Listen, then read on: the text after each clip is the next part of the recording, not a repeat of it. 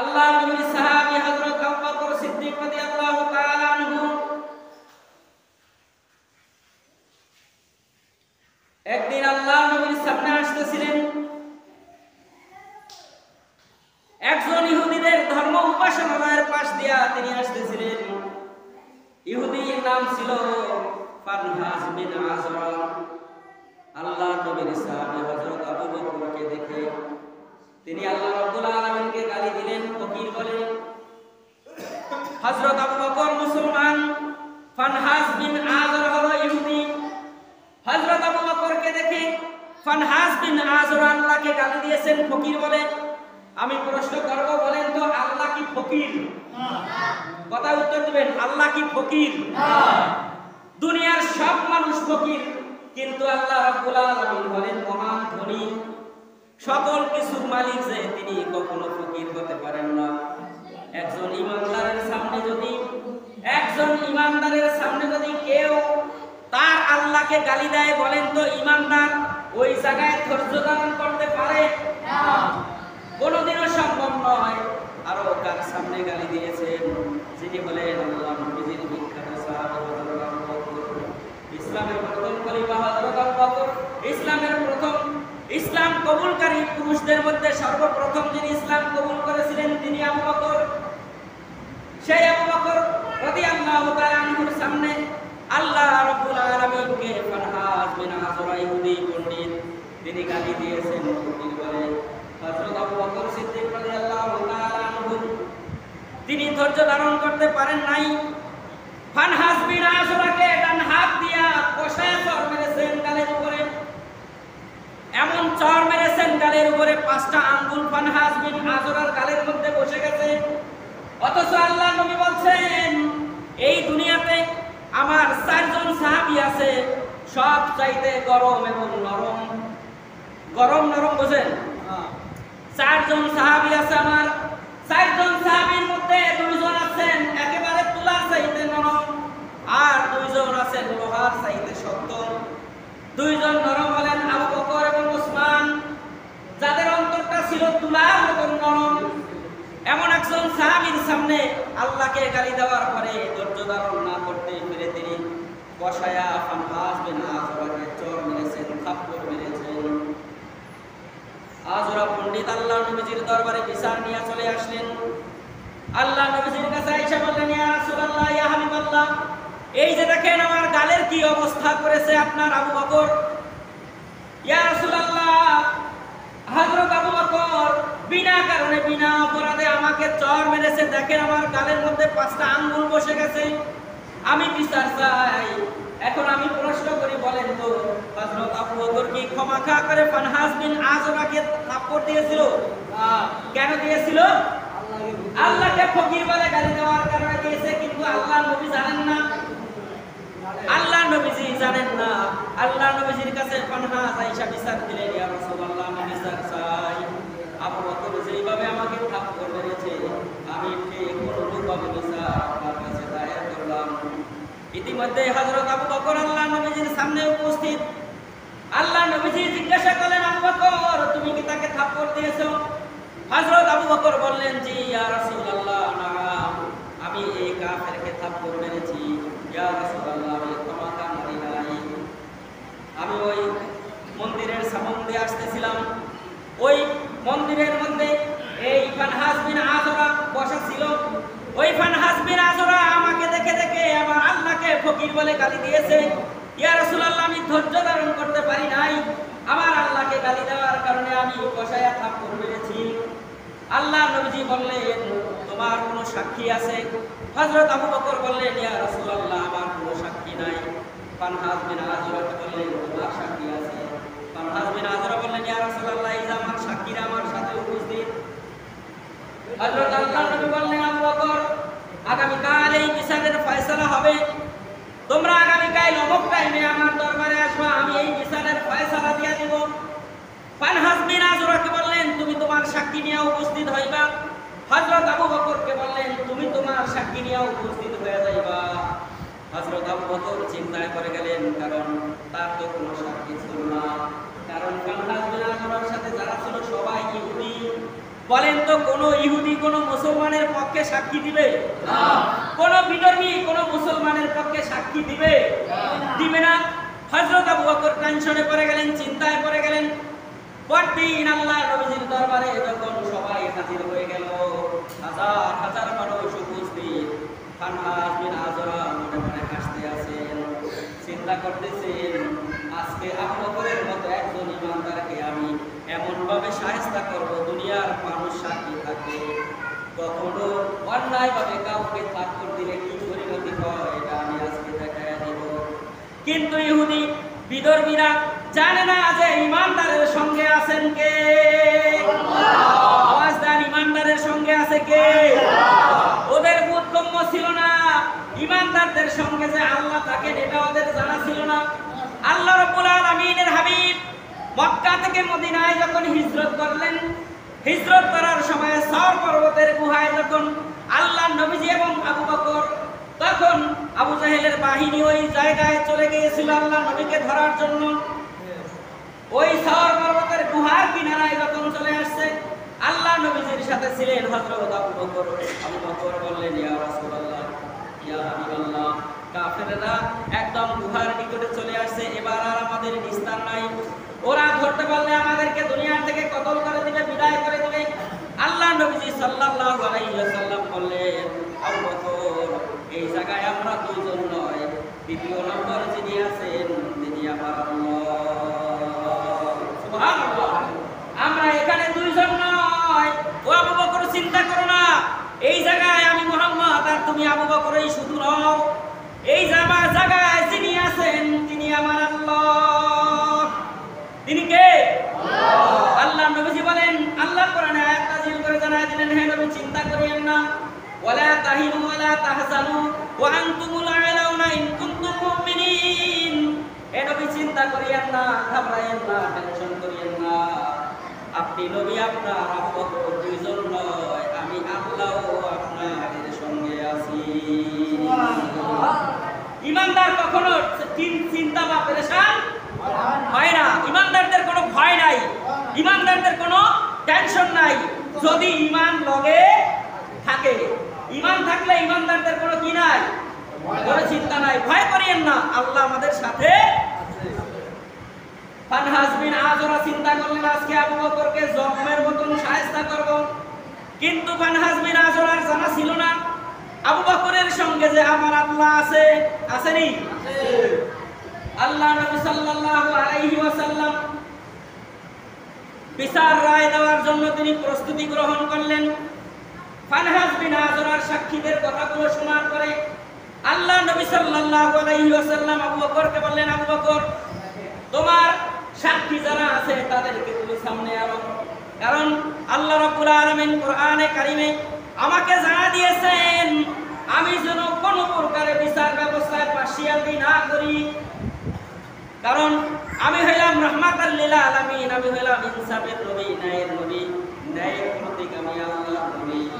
আমি কোনোদিন কোনো সময় কোনো মুহূর্তের জন্য আমি কখনো জুলুমের বিচার আমি করতে পারি না, আমি কোনোদিন মানুষের উপর অত্যাচার করতে পারি না, জুলুম করতে পারি না। ও আবু বকর, তুমি সাক্ষী হাজির করো। আল্লাহ রাব্বুল আলামিন কোরআনে হাকিমে ইরশাদ করে দিলেন, কোরআনে হাকিমে আয়াতে কারিমা নাযিল করে জানায় দিলেন, সূরা মায়েদার ৪৪ নম্বর আয়াতের মধ্যে আল্লাহ তাআলা বলতেছেন, ওয়া কাতাবনা আলাইহিম ফিহা আন্নান নাফসা বিন নাফসি ওয়াল আইনা বিল আইনি ওয়াল আনফা বিল আনফি ওয়াল উযুনা বিল উযুনি ওয়াস সিন্না বিস সিন্নি ওয়াল জুরুহা কিসাস। আল্লাহু আকবার।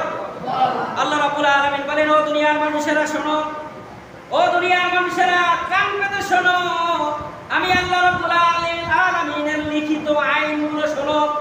আমি আল্লাহ তোমাদের জন্য লিখিত আইন দিয়েছি, অলিখিত না, লিখিত। কোরআনুল কারীম লিখিত না অলিখিত? কোরআনুল কারীম লিখিত না অলিখিত? বুঝেন নাই? কোরআন শরীফ কি লেখা কিতাব না মুখস্থ কিতাব? লিখিত কিতাব। আমাদের সামনে কোরআন আছে না নাই? আল্লাহ বলেন, আমার লিখিত কিতাব, আমার লিখিত আইন, আমার লিখিত কিসাস কি শুনো। আমার লিখিত আইন হলো আন্নান নাফসা বিন নাফসি, কেউ যদি একজনকে হত্যা করে ওইজনকেই হত্যা করা, এটা কার আইন? আল্লাহ। আমি যদি কাউকে হত্যা করি, যাকে হত্যা করেছি তার লোকেরা আমাকে হত্যা করবে, এই হুকুমটা কার? আল্লাহ। এটা আল্লাহর হুকুম, আমার আপনার কথা নয়। আল্লাহ বলছেন আন্নান নাফসা বিন নাফস, হত্যার বদলে হত্যা। বলেন তো হত্যার বদলে কি? হত্যার বদলে হত্যা। আর যদি কেউ মাফ করে দেয় সেটা ভিন্ন কথা। আল্লাহ বলছেন কেউ যদি দয়া করে মাফ করে দেয় তার জন্য স্বতন্ত্র হিসাব আমি আল্লাহ ওই ব্যক্তিকে মাফ করে দেওয়ার কারণে তাকেও পরকালে মাফ করে দেয়া আমি আল্লাহ তাকে জান্নাত দিয়ে দিব, সেটা ভিন্ন হিসাব। কিন্তু আল্লাহর আইন কি? আল্লাহর আইন হলো হত্যার বদলে হত্যা। এরপরে ওয়াল আইনা বিল আইন, ওয়াল আইনা বিল আইন, চোখের বদলে চোখ। কেউ যদি আপনার চোখ তুলে ফেলে আল্লাহর হুকুম হলো আপনি তার চোখ তুলে ফেলবেন, এটা হলো কার আইন? আল্লাহ। আমার কথা না আল্লাহর কথা? আল্লাহর কথা। আল্লাহ বলতেছেন সূরা মায়েদার মধ্যে ওয়াল আনফা বিল আনফি, কেউ যদি আপনার নাক কেটে দেয় তার নাক আপনি কেটে দিবেন, এটা হলো কার আইন? ওয়াল উসনা বিল উসনি, কারো যদি কান ছিঁড়ে ফেলেন আরেকজনের কান ছিঁড়ে ফেলবেন, এটাও কার আইন? আল্লাহ। এরপরে আল্লাহ রাব্বুল আলামিন বলতেছেন ওয়াসিন্না বিসিন্নি, কারো যদি দাঁত ভেঙে ফেলেন ওই ব্যক্তির দাঁত ভেঙে ফেলবেন, এটা কার আইন? আল্লাহ। এরপরে আল্লাহ রাব্বুল আলামিন বলেন ওয়াল জুরুর ওয়া কিসাস, এটাই হলো আমার মুমিনদের উপরে আমি আল্লাহ রাব্বুল আলামিনের লিখিত আইন। সুবহানাল্লাহ। আইনটা কার? আল্লাহ। আওয়াজ দেন, আইনটা কার? আল্লাহ। এই জায়গায় কেউ পার্সিয়ালির বিচার করতে পারার সাহস করাটা কি খারাপ না? আল্লাহর হুকুমের বিরুদ্ধে আমাদের দেশে বিচার ব্যবস্থা চালু আছে না নাই?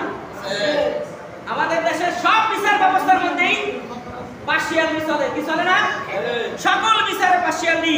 এই বিচারক যারা আছে কিয়ামতের ময়দানে আল্লাহর কাছে ধরা খাবে কি খাবে না? আল্লাহর কোরআনের আইন দিয়ে যদি বিচার ব্যবস্থা করা না হয় কিয়ামতের ময়দানে এই লোকগুলো ধরা খাইবে কিনা? ধরা অবশ্যই খাবে। আল্লাহ নবীজি এই আয়াত তেলাওয়াত করে হযরত আবু বকর সহ সকল মানুষকে শোনায় দিলেন। হযরত আবু বকর চিন্তা করে গেলেন আমার তো কোনো সাক্ষী নাই, আমার পক্ষে কে সাক্ষী দিবে? আবু বকরের মুখটা ছোট হয়ে গেল, চেহারাটার মধ্যে একটু কালো ভাব চলে আসলো, দুশ্চিন্তার ভাব চলে আসলো। আল্লাহ রাব্বুল আলামিনের আরশের দিকে হযরত আবু বকর বারবার তাকায়। আল্লাহ নবীজি আরশের দিকে বারবার তাকায়, উপর থেকে কোনো ফয়সালা আসে কিনা। কারণ ফয়সালা দেওয়ার মালিক কে? আল্লাহ। আওয়াজ দেন, ফয়সালার মালিক কে? আল্লাহ। আল্লাহ নবীজি তিনি দাঁড়ায় গেছেন, এবার তিনি তার বক্তব্য পেশ করবেন, বিচার ফয়সালা করার জন্য তিনি বিচার ঘোষণা করবেন। আল্লাহ নবী দাঁড়ায় যখন বিচার ঘোষণা করার জন্য যখন রেডি হইলেন, হঠাৎ করে জিবরাইল চলে আসলো আল্লাহ নবীজির সামনে। আল্লাহ নবীজির সামনে আয়েশা আল্লাহ নবীজিকে বলল ইয়া রাসূলুল্লাহ ইয়া হাবিবাল্লাহ আমিন। আল্লাহ রাব্বুল আলামিন আমাকে পাঠাইছেন হযরত আবু বকরের পক্ষে। কার পক্ষে? আবু বকরের পক্ষে। আল্লাহ রাব্বুল আলামিন আমাকে কোরআনের আয়াত নিয়ে পাঠাইছেন। হে নবী আপনি একটু অপেক্ষা করেন, আল্লাহ তাআলার কোরআনের আইন কি, আল্লাহ তাআলার কোরআনের বিধান কি। আবু বকরের পক্ষে দুনিয়ার কেউ না থাকলে যিনি আছেন তিনি কে? হযরত আবু বকর রাদিয়াল্লাহু তাআলা আনহু দাঁড়ায় রয়েছেন, হাজার হাজার মানুষ বিচার দেখার জন্য দাঁড়ায় রয়েছেন, কি রায় হয়। ফানহাস বিন আসরা দাঁড়ায় রয়েছেন, মনে তো খুশি, কারণ আবু বকরের মতো ইমানদারকে সে অপমান করবে। এজন্য, কারণ ইমানদার যখন অপমানিত হয় সবচেয়ে দুনিয়াতে বেশি খুশি হয় কে? বেঈমান। ইমানদার যখন অপমানিত হয় সবচেয়ে বেশি খুশি হয় বেঈমান। কারণ ফানহাস বিন আসরা হইল ইহুদি, তিনি কি ইমানদার না বেঈমান? তিনি ফানহাস বিন আসরা হইল ইহুদি, তিনি কি ইমানদার না বেঈমান? তিনি বেঈমান। বেঈমান ইমানদারের বিরুদ্ধে বিচার ব্যবস্থা পাইয়া তিনি খুশি। আল্লাহ নবী সাল্লাল্লাহু আলাইহি ওয়াসাল্লাম বললেন, ও লোকদেরকে উদ্দেশ্য করে আল্লাহ নবী সাল্লাল্লাহু আলাইহি ওয়াসাল্লাম এবার আল্লাহ তাআলার কোরআনের আইন, কোরআনের বিধানটা কি? সূরা বাকারা, সূরা আলে ইমরানের 181 নম্বর আয়াতের মধ্যে আল্লাহ রাব্বুল আলামিন ঘোষণা করেছেন, লাকাদ সামিয়াল্লাহু কাওলাল্লাযিনা ক্বালু ইন্নাল্লাহা ফাকীরুন ওয়া নাহনু আগনিয়া। ও দুনিয়ার মানুষেরা শোনো, দুনিয়ার কেউ যদি কাউকে না দেখে, যিনি দেখেন তিনি কে? সে আল্লাহ তাআলা বলেন, লাকাদ সামিআল্লাহ, নিঃসন্দেহে আমি আল্লাহ শুনেছি এই ফানহাস বিন আযরা আমি আল্লাহ রাব্বুল আলামিনকে ফকির বলে গালি দিয়েছে। সাক্ষী কারো লাগে? আল্লাহ যদি কারো পক্ষে থাকে, দুনিয়া আর কারো সাক্ষী দরকার হয় না, কারো সাক্ষী গ্রহণযোগ্য নয়। আল্লাহ সাক্ষী হচ্ছে সবচাইতে বড়। সুবহানাল্লাহ। আল্লাহ রাব্বুল আলামিন বলেন, লাকাদ সামিআল্লাহু কাওলাল্লাযিনা ক্বালু ইন্নাল্লাহা ফাকিরুন। হে নবী, ওই কাফেরদেরকে বলে দেন, দুনিয়ার কোনো সাক্ষী আবু বকরের জন্য দরকার নাই, দুনিয়ার কোনো পাশিয়ালদের বিচার ব্যবস্থা দরকার নাই, আমি আল্লাহ আমার ঈমানদার আবু বকরের জন্য যথেষ্ট। সুবহানাল্লাহ। আল্লাহ তার আবু বকরের জন্য, ঈমানদারের জন্য কি যথেষ্ট? আমি নিজের কানে শুনেছি এই ফানহাস বিন আযরা আমি আল্লাহকে ফকির বলে গালি দিয়েছে। আর সাক্ষী কারো দরকার আছে? যখন এই আয়াতে কারিমা আল্লাহ নবীজি মজলিসের মধ্যে দাঁড়ায় যখন তেলাওয়াত করলেন, এবার আবু বকরের মুখে হাসি, ফানহাস বিন আযরার মুখটা বেজা। কারণ ফানহাস বিন আযরা আরবি তো বোঝে, আরবের মানুষ, তিনি তো কোরআন বোঝেন না? বোঝে না? তিনি আরবি বুঝেন কি বোঝেন না? এবার যখন এই আয়াত তেলাওয়াত করছে, যখন শুনছে যে নিশ্চয় আমি আল্লাহ শুনেছি ফানহাস বিন আযরা আমি আল্লাহকে ফকির বলে গালি দিয়েছে, আর কারো সাক্ষীর দরকার আছে? কারো সাক্ষী লাগে? লাগে না। এবার ফানহাস বিন আযরা এবার মুখখান বেজার হয়ে গেছে। আল্লাহ নবীজি এই আয়াতে কারিমা পুরাটা তেলাওয়াত করে শুনাইলেন। এরপরে আল্লাহ নবীজি সাল্লাল্লাহু আলাইহি ওয়াসাল্লাম বললেন, ওয়ানা কুলু যুকু আযাবাল হারিক। যারা এই রকম বিচার ব্যবস্থা দুনিয়ায় চালু করবে, ওই লোকগুলোর জন্য কিয়ামতের ময়দানে চিরস্থায়ী জাহান্নামের ব্যবস্থা আমি আল্লাহ তাআলা করে রেখেছি। নাউযুবিল্লাহ। বিচার কার বিচার ব্যবস্থা ভালো বেশি বলেন তো? আল্লাহর বিচার ব্যবস্থার চাইতে ভালো কোন বিচার ব্যবস্থা আমাদের দেশে আছে? আল্লাহ নবী সাল্লাল্লাহু আলাইহি ওয়াসাল্লামের কাছে কুরাইশি এক মহিলার বিচার আসলো। যেই মহিলার বিরুদ্ধে বিচার আসলো তার নাম হলো ফাতেমা। আল্লাহ নবীজির কন্যার নামও ফাতেমা। কুরাইশি যেই মহিলার বিরুদ্ধে আল্লাহ নবীজির কাছে বিচার আসলো তার নামও ফাতেমা। আল্লাহ নবীজি সাল্লাল্লাহু আলাইহি ওয়াসাল্লাম কোরআন থেকে তিনি বিচার ফয়সালা করে দিলেন, রায় দিয়ে দিলেন, মহিলার হাত কেটে ফেলো। কি কাটবে? মহিলা যা চুরি করেছে, চুরির অপরাধ হলো তার হাত কেটে ফেলাম। আল্লাহ নবীজি যখন রায় দিয়ে দিলেন, ওই মহিলার বিরুদ্ধে যখন রায় দিয়ে দিলেন, তখন কাফেরদের, কুরাইশদের বড় বড় লিডারেরা আসলো আল্লাহ নবীজির কাছে রাতের অন্ধকারে এসে বললেন, ইয়া রাসূলুল্লাহ, ইয়া হাবিবাল্লাহ, আপনার মেয়ের নাম ফাতেমা, যেই মহিলা চুরি করেছে তার নামও ফাতেমা। ইয়া রাসূলুল্লাহ, অন্ততপক্ষে ফাতেমা নামের খাতিরে আপনি কি একটু তাকে মাফ করে দিতে পারেন না? আপনি হাতের কবজিটা না কেটে একটু আঙ্গুলের মাথা কাটতে পারেন কিনা? আল্লাহ নবীজি সাল্লাল্লাহু আলাইহি সাল্লামকে বিভিন্ন ভাবে অনুরোধ করলেন। আল্লাহ নবীজির চেহারা আগুনের মতো লাল হয়ে গেল, রাগের চোটে, গোবর চোটে তার চেহারা লাল হয়ে গেল। বলেন তো আল্লাহ নবীজি কার ফয়সালা দিয়েছেন? আল্লাহ। ফয়সালা কি আল্লাহ নবীজির পক্ষ থেকে দেওয়া হয়েছে না আল্লাহর পক্ষ থেকে? আল্লাহর পক্ষ থেকে বিচারের ফয়সালা দেওয়া হয়েছে। বিচার পরিবর্তন করলে আল্লাহ ছাড়া দুনিয়ার কেউ পারবে না। পারবে? সেটা কি আল্লাহ নবীজির পক্ষে সম্ভব রায় উল্টায়া দেওয়া? আল্লাহর বিচারের ফয়সালা রায় উল্টায়া দেওয়ার ক্ষমতা পৃথিবীর কারো আছে? আল্লাহ নবী সাল্লাল্লাহু আলাইহি ওয়াসাল্লামের চেহারা রাগ হয়ে গেল। তিনি রাগের চোটে বললেন, ও কুরাইশি নেতারা শোনো, এই চুরিটা যদি ওই ফাতেমা না হইয়া আমার কলিজার টুকরা, আমার সন্তান কন্যা ফাতেমাও যদি এই চুরি করত, আমি নবীজি আমার কন্যা হিসাবে তার হাত কাটা থেকে আমি বিরত থাকতাম না।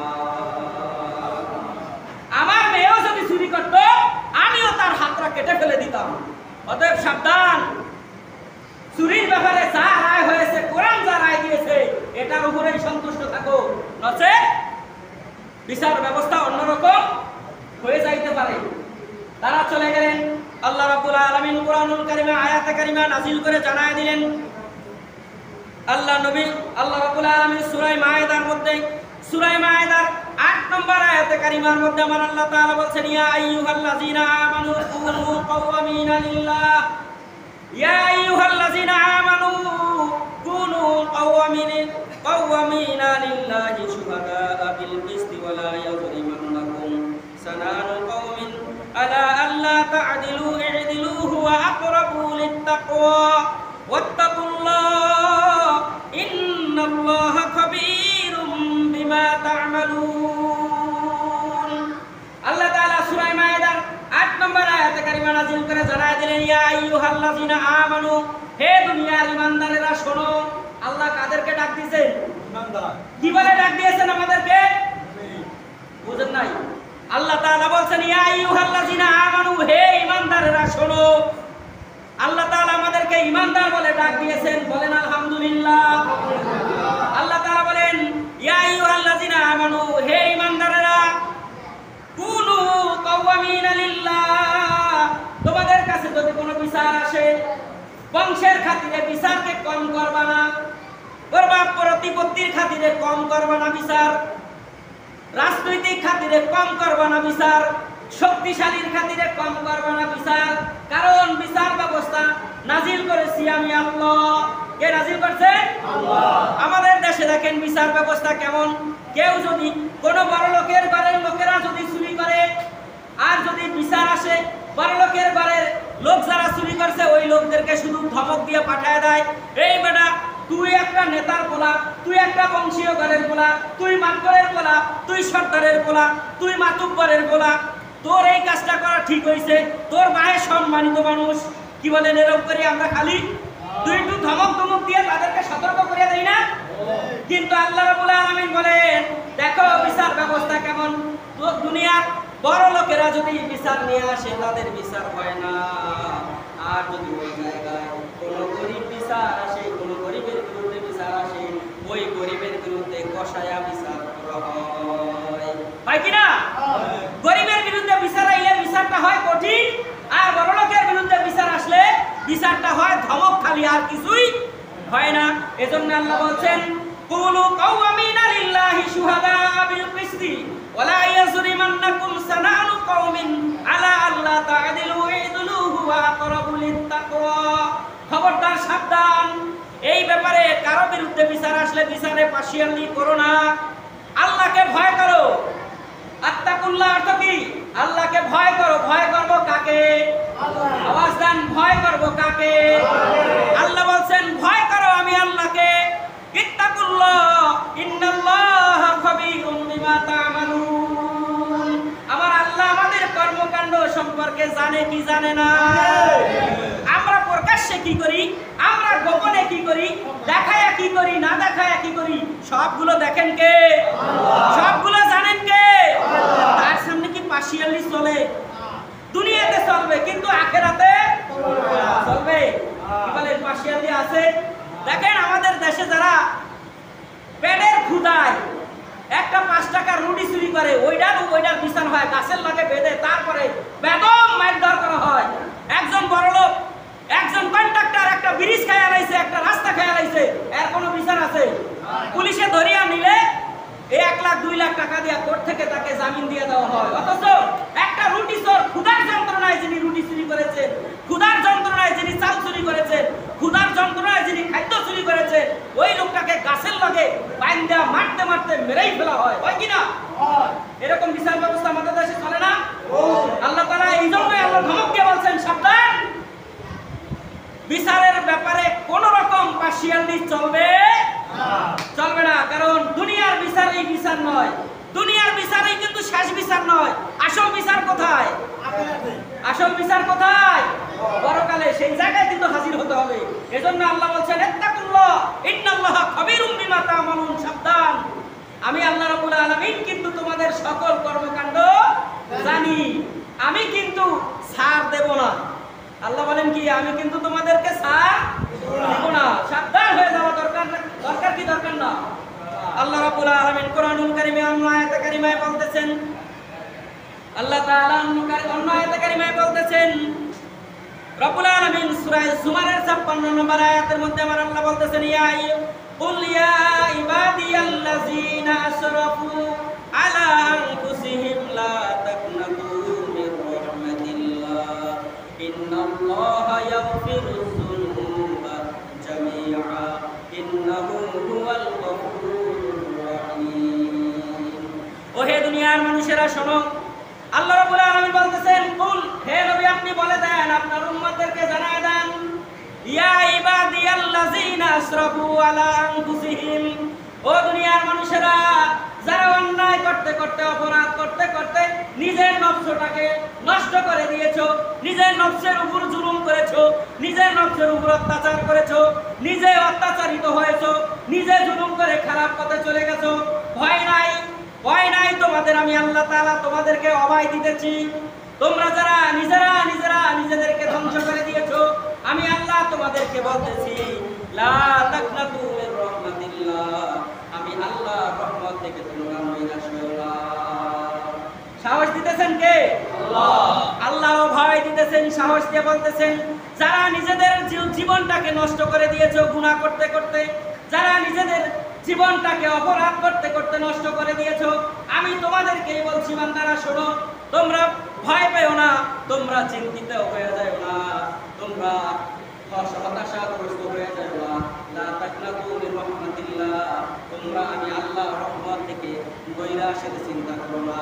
যদি তোমরা আমি আল্লাহ রাব্বুল আলামিনের উপরে তাকওয়া করতে অর্জন করতে পারো, একনিষ্ঠতা অর্জন করতে পারো, তোমরা যদি আমি আল্লাহর উপরে ধৈর্য ধারণ করতে পারো, আর যদি ফিরে আসো আমি আল্লাহর কল্যাণের দিকে, আর যদি ফিরে আসো ভালোর দিকে, আমি আল্লাহ তোমাদের জীবনের গুনাহগুলো মাফ করে দিয়া আমি পরকালে তোমাদেরকে জান্নাত দিয়া দিব।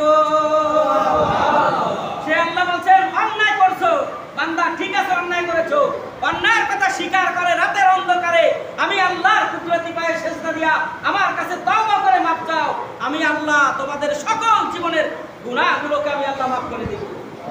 সুবহানাল্লাহ। আল্লাহ পারেন কি পারেন না? আওয়াজ দেন, আল্লাহ পারেন কি পারেন না? আপনি জীবন নষ্ট করে দিয়েছেন গুনাহ করতে করতে, আমার আল্লাহ যদি কয় আমি তোরা মাফ করে দিলাম, বলেন তো দুনিয়ার কেউ আছে এটা ফিরাইয়া রাখবে? আল্লাহ যদি তার কোন একটা আমলকে যদি পছন্দ করে, আল্লাহ যদি বলে তোরে মাফ করে দিলাম, বলেন এর চাইতে আর সৌভাগ্য বান্দার জীবনে কিছু হইতে পারে? আল্লাহ যদি বলে তোরে মাফ করে দিয়েছি, আল্লাহর এক বান্দা সারা জীবন আল্লাহর কাছে দোয়া করছেন, আল্লাহ আমি তোমার কাছে জান্নাত চাই না, আল্লাহ আমি তোমার কাছে জান্নাত চাই না, তুমি আমাকে জাহান্নাম দিয়া দিও, আর জাহান্নামের মধ্যে প্রত্যেক দিন আইসা আইসা বলবা, ও বান্দা তুমি জাহান্নামের মধ্যে কেমন আছো, তাহলে আমার জীবনটা সার্থক হয়ে যাবে। আল্লাহ যদি কাউকে জাহান্নাম দিয়ে দেয়, আর যদি প্রত্যেক দিন আইসা বান্দারে জিগায়, ও বান্দা তুমি জাহান্নামে কেমন আছো, তাহলে তো জীবন সার্থক। কারণ আল্লাহ আইসা জিগাইছে, দুনিয়ার কেউ জিগায় নাই, জিজ্ঞাসা করছেন কে? আল্লাহ। আমার জাহান্নামটাই আমার জন্য জান্নাত হয়ে যাবে। সুবহানাল্লাহ। এজন্য আমরা আমাদের জীবনে যারা হতাশাগ্রস্ত হয়েছি, গুনাহ করতে করতে যারা মনে করি যে আল্লাহ বুঝি আর আমাদেরকে মাফ করবে না, এরকম না। আল্লাহ বলছেন আমি তোমরা আমার কাছে মাফ চাও, আমি আল্লাহ তোমাদেরকে মাফ করে দেব। সুবহানাল্লাহ। আল্লাহ মাফ করতে পারে কি পারে না? কি বলেন, আল্লাহ পারে কি পারে না? হযরত ওমর রাদিয়াল্লাহু তাআলা আনহুর কাছে আল্লাহ নবীজির কাছে এক ইহুদি বিচার নিয়ে আসছেন। আল্লাহ নবীজি একজন ইহুদির সঙ্গে একজন মুসলমানের দ্বন্দ্ব হয়েছিল, আল্লাহ নবীজির কাছে বিচার নিয়ে আসছেন, আল্লাহ নবীজি ইহুদির পক্ষে রায় দিয়ে দিয়েছেন। আল্লাহ নবীজি ইহুদির পক্ষে রায় দিয়েছেন, মুসলমান অসন্তুষ্ট হয়ে গেছে। আমি মুসলমান, আমি নবীর উপর কালেমা পড়ে ঈমান আনলাম, আর নবীজি সব কথাবার্তা শুনে ইহুদির পক্ষে রায় দিল, উনি আল্লাহ নবীজির রায় মানে না। বলেন তো আল্লাহর নবীজির রায় যিনি না মানেন, তার দুনিয়াতে বেঁচে থাকার কোনো অধিকার আছে? আল্লাহর নবীর রায় মানে আল্লাহর রায়। আল্লাহর নবীর রায় কার রায়? আল্লাহর নবীজি কোনো কিছুই বলেন না ততক্ষণ পর্যন্ত আল্লাহর কাছ থেকে ফয়সালা না আসে। তাইলে ওই রায়টা আল্লাহর নবীজি দিয়েছেন তার নিজের থেকে না আল্লাহর পক্ষ থেকে? তাইলে আল্লাহর নবীজির রায় না মানা মানে আল্লাহর রায় না মানা। ইহুদি মুসলমান যিনি ছিলেন, তিনি আল্লাহর নবীজির রায়ে সন্তুষ্ট হন নাই, তিনি চলে গেছেন আবু বকরের বাড়িতে। আবু বকরের বাড়িতে যাইয়া আবু বকরকে বলেন, ও আবু বকর, আমি আল্লাহ নবীজির কাছে গিয়েছিলাম একটা বিচার নিয়ে, আমি মুসলমান, আর এই যে আমার সাথে দেখো ইনি ইহুদি, উনি আমার সাথে অন্যায় করেছে, অপরাধ করেছে, কিন্তু আল্লাহ নবীজির কাছে বিচার দিলাম, আল্লাহ নবীজি রায় ইহুদির পক্ষে দিয়েছেন, আমার পক্ষে দেয় নাই। আমি সানি বিচার করার জন্য আসছি, তুমি বিচারটা ফয়সালা করে দাও। হযরত আবু বকর বললেন, যেখানে আল্লাহ নবীজি বিচারের রায় দিয়েছেন ওই জায়গায় হাত দেওয়ার ক্ষমতা দুনিয়ার কারো আছে? হযরত আবু বকর বললেন, এই জায়গায় হাত দেওয়ার ক্ষমতা কারো নাই, আমি বিচার করতে পারবো না। হযরত আবু বকরের কাছ থেকে তারা চলে গেলেন হযরত ওমরের বাড়িতে। ওমরের বাড়িতে যাইয়া বললেন, ওমর, আমরা এই দুজন, একজন মুসলমান, একজন ইহুদি, এই ইহুদি আমার সঙ্গে অন্যায় করেছে, আল্লাহ নবীজির কাছে বিচার দিলাম, আল্লাহ নবীজি আমার বিপক্ষে রায় দিয়েছেন, ইহুদির পক্ষে রায় দিয়েছেন, আমি সানি বিচার করার জন্য আসছি। আমি কিন্তু আল্লাহ নবীজির রায় মানি না। আমি রায় না মানার পরে আবু বকরের কাছে আসছিলাম, আবু বকর আমার কোনো রায় দিতে পারে নাই, আমি আপনার কাছে আসছি, আপনি রায় দেন। আল্লাহ নবীজির রায় তুমি মানো না। এবার মুসলমান বললেন, না, আমি আল্লাহ নবীজির রায় মানি না, আপনি সানি বিচার করে দেন। হযরত ওমর বললেন, সানি বিচার যদি করতে হয়, রায় যদি নিতে হয়, এখান থেকে একটাই করবো না, রায় দেওয়ার জন্য আমার ঘরে যাইতে হবে, রায় দেওয়ার জন্য আমার ঘরের ভিতরে যাইতে হবে, ঘরের ভিতরে রায়ের কাগজ আমার ঘরের মধ্যে, ওইটা আইনা আমি তোমার রায় দেই। হযরত ওমর চলে গেলেন ঘরে, ঘরে যাইয়া তার যে তরবারি ছিল জুলফিকার নিয়ে সামনে চলে আসলেন, তরবারি নিয়ে আইসা মুসলমানের কল্লার মধ্যে একটা কোপ দিয়া দুইটা ভাগ করে ফেললে। এবার পুরা মক্কা মদিনার মধ্যে আলোড়ন সৃষ্টি হয়ে গেল। মুসলমান মুসলমানের মারছে, তাও হযরত ওমর মারছে একজন মুসলমানের। মুসলমান কিভাবে মুসলমানের হত্যা করে? এবার আল্লাহ রাব্বুল আলামিন কোরআনুল কারীমের আয়াত নাযিল করে জানাই দিলেন, হযরত ওমর যাকে হত্যা করেছে তিনি মুসলমান না, তিনি হলেন বেঈমান। তিনি কে? যিনি আল্লাহর নবীজির রায় মানে না, আর ঈমান আছে। কারণ হযরত ওমর রাদিয়াল্লাহু তাআলা আনহু কোন ঈমানদারকে হত্যা করে নাই, বরং আল্লাহর নবীজির রায় যিনি না মানছেন ওই বেঈমানকে হযরত ওমর রাদিয়াল্লাহু তাআলা আনহু হত্যা করেছেন। সুবহানাল্লাহ। হযরত ওমরের বিচার, এবার হযরত ওমরের বিচার হইছে নি? সঠিক হইছে নি? আল্লাহর নবীজির রায় যে না মানে, ওর তো দুনিয়াতে বেঁচে থাকার কোনো অধিকার নাই। হযরত ওমর রাদিয়াল্লাহু তাআলা আনহু খলিফাতুল মুসলিমিন, মসজিদের মেম্বারে বৈশা খুতবা দিতে আছেন। ইতিমধ্যে মসজিদের দরজায় আয়েশা একজন বৃদ্ধ মহিলা, একজন যুবতী নারীকে নিয়ে উপস্থিত। হযরত ওমর খুতবা চলতেছে, ভাষণ দিতেছেন সংসদ ভবনের মধ্যে। ইতিমধ্যে মহিলা হাত উঁচু করে বললেন, ওমর বক্তব্য থামাও। কত বড় সাহস!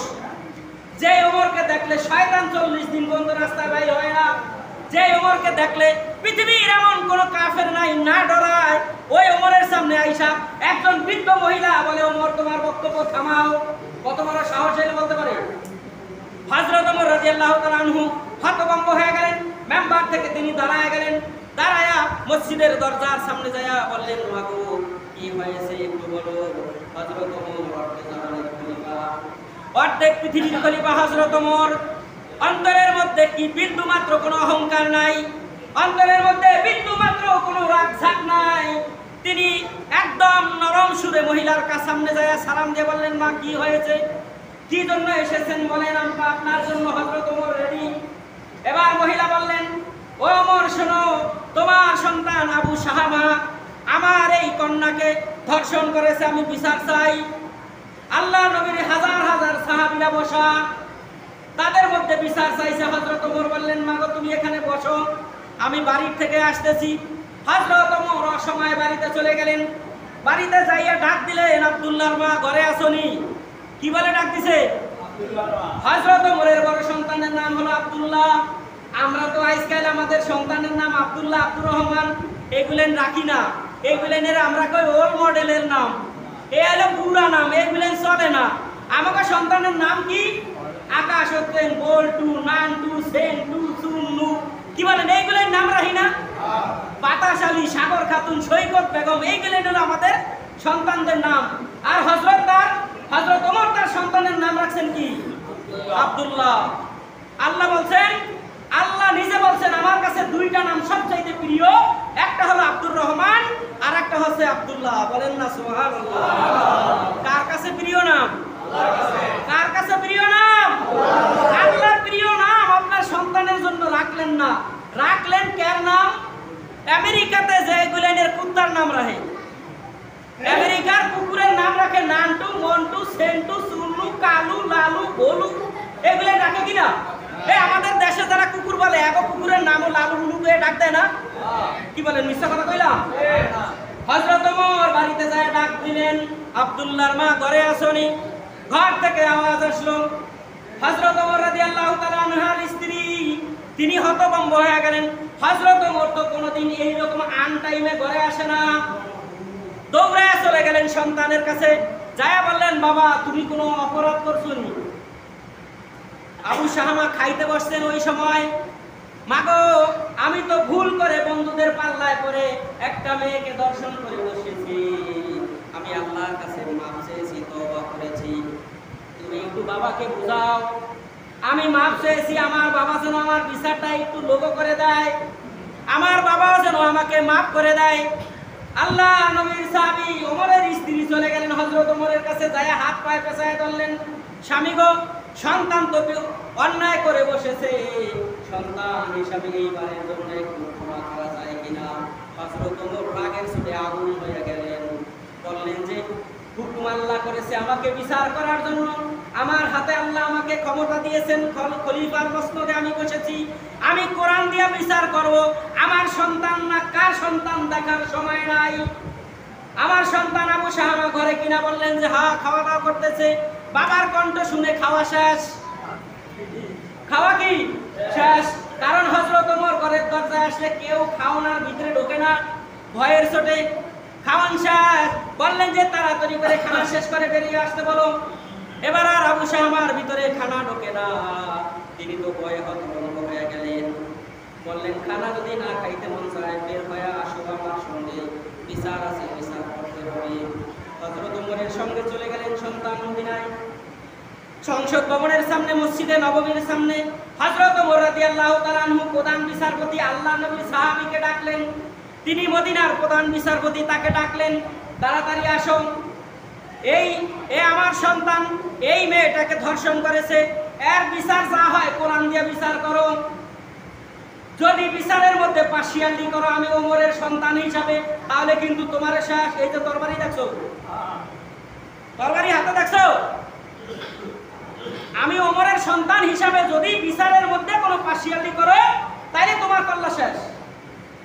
বিচারপতিও সেরকম বিচারপতি, তিনি বলছেন যে আল্লাহর কোরআনের বিচার করতে আমি বিচারপতির এক জাররা পরিমাণও কোনো পার্শিয়ালিটি হবে না ইনশাআল্লাহ। সুবহানাল্লাহ বলেন না? হযরত ওমর বলে বিচার শুরু করো। সররা নিয়ে আসছেন, চামড়ার চাবুক, পিটান শুরু করো। হযরত ওমরের সন্তানের গায়ে 10টা পিটান পড়ছে এই পর্যন্ত। 10টা পিটানের পরে হযরত ওমরের বিচার কাজী হিসাবের পিটান তার পছন্দ হয় নাই। হযরত ওমর বেত্রা সিনায় নিয়ে আসলেন, আয়েশা বললেন তুমি কয়টা পিটান দিয়েছো? কয় 10টা। হযরত ওমর রাদিয়াল্লাহু তাআলা আনহু 10টা পিটানকে 5টা বানাইলেন। অর্ধেক থেকে 6 নম্বর থেকে হযরত ওমর পিটান শুরু করলেন, পিটাইতে পিটাইতে 50টা বাড়ি দেওয়ার পরে সন্তান নিস্তেজ হয়ে মাটিতে পড়ে গেল। হযরত ওমর রাদিয়াল্লাহু তাআলা আনহুর সন্তান ইন্তেকাল করে ফেলেছেন, ওই জায়গায় তিনি ডেড ফেল, তিনি ওই জায়গায় মারা গিয়েছেন। এবার সন্তানকে বললেন তাড়াতাড়ি করে গোসল করাও, দাফনের কাপড় পরাও, এরপরে তাকে কবরের মধ্যে নিয়ে নাও। হযরত ওমর নিজ হাতে সন্তানকে কবরের মধ্যে নামাইলেন। কবরের মাটি দেওয়ার পরে হযরত ওমর কাজী সাহেবকে বললেন এবার বেত্রা আমার হাতে দেন। হাজার হাজার মানুষ আশ্চর্য হয়ে গেলেন, এখন বেত দিয়া কি করবেন? খলিফাতুল মুসলিমিন, বেত দিয়ে আপনি কি করবেন? হযরত ওমর বললেন বেত্রা আমার হাতে দাও, কারণ একজন সন্তান যদি জিনা করে ওই জিনার বিচার হলো 100টা বেত্রাঘাত করতে হবে। আল্লাহর কোরআনের আইন হলো 100 বেত্রাঘাত করা, মাত্র 50টা দিয়েছি, আরো 50টা বাকি আছে। এই বেত 50টা বাড়ি কি তোর বাপে নিব? বেটা দে, বেটা বেত দে। কাজী সাহেব ডলের সরে বেত দিয়ে দিলেন। হযরত ওমর রাদিয়াল্লাহু তাআলা আনহু বাকি 50টা পিটান কবরের উপরে গনে গনে দিলেন। এরপরে হযরত ওমর বললেন তোমরা সবাই এবার চলে যাও, আগামীকাল সংসদ হবে, সেই সময় তোমরা আসিও। হযরত ওমর রাদিয়াল্লাহু তাআলা আনহু ঘরের মধ্যে চলে গেলেন। যেই রুমের মধ্যে সন্তান আবু শাহামা থাকতেন, ওই সন্তানের বালিশ কোলের মধ্যে নিয়ে এবার সন্তানের বিছানায় পড়ে হযরত ওমর হাউ মাউ করে কেঁদে দিলেন। আর আল্লাহর কাছে হাত উঠায় বললেন, আল্লাহ, আমি আমার সন্তানের বিচার করতে যাইয়া আমি এক বিন্দু পরিমাণ, জাররা পরিমাণ পাশিয়ালি করি নাই। আল্লাহ, আমি আমার সন্তানের বিচার করে খুশি। আল্লাহ, তুমি আমার সন্তানটাকে মাফ করে দিয়া তুমিও আমার সন্তানের খুশি হয়ে যাও। হযরত ওমরের স্ত্রী এবার স্বামী ওমরের কাছে যাইয়া বললেন, আব্দুল্লাহ বাপ, তোমাকে এতবার অনুরোধ করলাম, হাতে ধরলাম, পায়ে ধরলাম, ওই মহিলাকে কিছু টাকা পয়সা স্বর্ণ গহনা দিয়া এবারের জন্য একটু বিদায় করতে পারলা না? সন্তানটাকে মেরে কবর দিয়া এবার আইসা সন্তানের বিছানায় তুমি কাঁদতে আসো। হযরত ওমর বললেন, স্ত্রী গো শোনো, আজকে যদি আমি এই জায়গায় বিচার না করতাম, কিয়ামত পর্যন্ত মানুষেরা এই রকম অপরাধ করতে সারা জীবন সাহস পাওয়া যাইতো।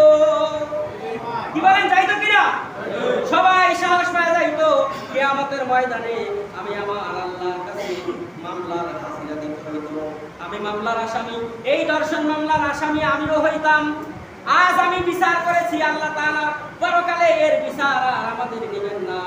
ও স্ত্রী গো শোনো, সন্তানের মায়া কিন্তু আমারও আছে। বাপ হিসাবে আমারও সন্তানের মায়া আছে না নাই? বলেন, আপনাদের সন্তানের মায়া আপনাদের আছে না নাই? না খালি মা এই মায়া করে, মা তো মাত্র পালে, আর বাবা তো সবগুলো আইন নিয়ে দেয়। কি বলেন, দেয় কিনা? সব আনে কে? বাবা। পালে কে? মা। তাই আমি আইন নিয়ে দিই, আমার কি মায়া নাই? সন্তান হিসাবে তোমার মায়া যেরকম, ও আব্দুল্লাহর মা, আমার মায়াও কিন্তু একটুও কম না। আমি আমার সন্তানের উপর খুশি, আমার আল্লাহ আমার সন্তানকে খুশি হইয়া আল্লাহ তাআলা কবরে তাকে মাফ করে দিবেন। এরকম ইনসাফপূর্ণ বিচার ব্যবস্থা, ন্যায় বিচার ব্যবস্থা যদি আজকে সমাজে থাকতো, বলেন তো একজন মানুষও মাজলুম হইতো, একজন মানুষও অত্যাচারিত হইতো, একজন মানুষও অন্যায়ের শিকার হইতো, একজন মানুষও ক্ষতিগ্রস্ত হইতো? হইতো না। আজকে ইনসাফ নাই, সমাজের মধ্যে ইনসাফ নাই, সমাজের মধ্যে কোরআনের বিচার ব্যবস্থা নাই, সমাজের মধ্যে ন্যায় বিচার ব্যবস্থা নাই, যার কারণে আজকে আমরা অন্যায়ের জুলুমের শিকার হয়ে গেছিলাম।